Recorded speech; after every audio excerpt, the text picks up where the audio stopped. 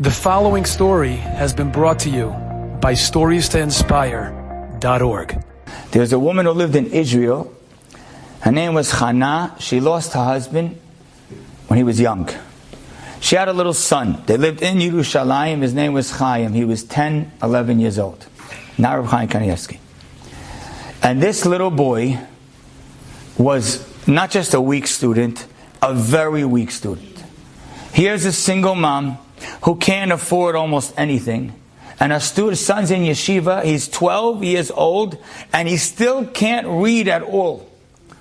So she has a conversation with her neighbors in a little shchuna, a little area in Yerushalayim.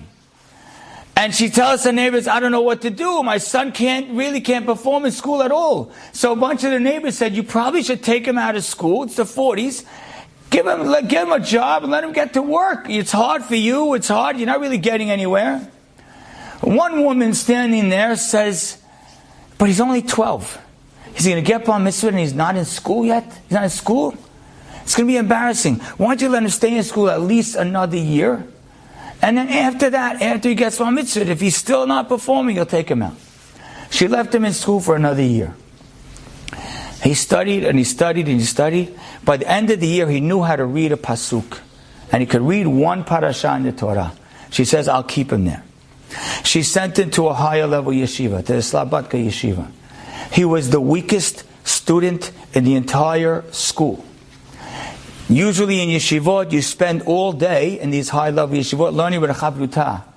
Nobody would learn with Chaim. Later years, they would say that it was easier to learn with a table than to learn with him. But he had one strength. He never stopped learning. He was the biggest matmid in the entire yeshiva by far. And he just kept going and kept trying and kept trying and kept trying with incredible determination and courage, with all kinds of rejection around him. Nobody wants to study with him. He then moves to the famous yeshiva in Israel, the Mir Yeshiva, which wasn't as famous then. And he gets to the yeshiva, and there's a rabbi there who would one day become the Rosh Yeshiva. His name was Rabbi Chaim Shmulevitz. This rabbi said, in order for me to prepare my class, I want to learn with someone who's extremely diligent and is intellectually slow. Because then I could really practice and make sure that I explain it clearly. There's no better candidate than this kid Chaim. Every day the great Rabbi Chaim Shmulevitz would be one of the Gedolei Hador, would learn with him Chavruta every single day to practice his shiur. Now there's a young boy who comes to the yeshiva. He's a kid from America, a kid from Chicago. The Rosh Yeshiva says, this kid from Chicago has incredible potential. I want him to learn with someone who's going to show him love for Torah like nobody else.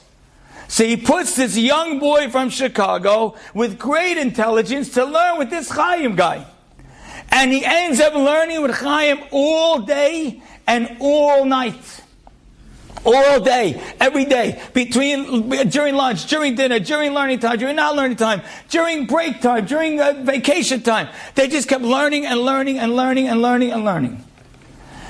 And this kid from Chicago would become Reb Nosson Tzvi Finkel, the late Rosh Yeshiva of the Mir Yeshiva, a man who took the yeshiva from a small group of boys into a yeshiva with 6,000 or 7,000 students in it.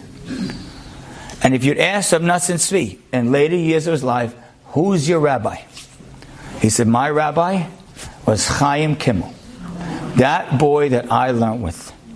That kid who couldn't learn. That kid who was harder to learn with than a table. That kid who no one wants to bring in. And that vulnerable makom, in that place, in his most vulnerable spot, that kid would help build the future infrastructure of the Jewish nation. And you say, what? But he can't even read. But that's where the power is. Every person, if you feel stable and strong, this is irrelevant to you, lucky you. But if you feel in some way a weakness, maybe you feel unstable with one area of your life, and you feel like the ground, almost sometimes you wake up and there's a pit in your stomach before your day starts, and you feel like the world is spinning around your head. You need to know Yaakov Avinu probably felt the same way, running away from his father's house. And he went to sleep in a place and had no idea that in that Sipur Makom there would be a ladder to heaven. So in your lonely moment, in your vulnerable moment, always know that 15, Yud and Hey, the name of Hashem is always there. So when you feel weak, hold on to it. Enjoyed this story? Come again. Bring a friend. StoriesToInspire.org